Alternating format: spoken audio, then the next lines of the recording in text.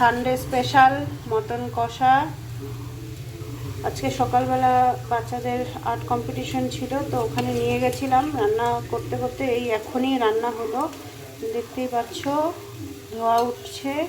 আর একটা জিনিস সেখানে করেছি, সেটা হচ্ছে কচু ভর্তা। কচুর পাতাটা আছে না, সিদ্ধ করে এটাকে এখন ভর্তা করব। জানি না কারা কারা খাও, তো আমার বর এটা ভীষণ পছন্দ করে।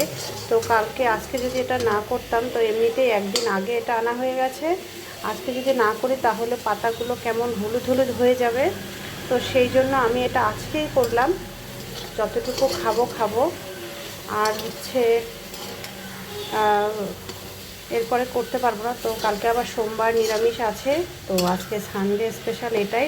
সঙ্গে আছে পটল ভাজা, কাঁকরোল ভাজা, এইসব। তো মেন আজকে হচ্ছে মটন কষা, আর এই যে এটা। তো আজকে আমার লাঞ্চ মেনুটা কেমন লাগবে একটু জানাবে। তো এটা একটু আর কি শুকনো শুকনো হয়ে এলেই আমি নামিয়ে দেবো এটা। তারপর যা যা দিতে হয় আর কি, পেঁয়াজ, তেল, তারপরে পরিমাণ মতন একটু লবণ আগে একটুখানি দেওয়া হয়ে গেছে, তখন টেস্ট করে দিতে হবে কতটা লাগবে স্বাদ অনুযায়ী। তো ঠিক আছে,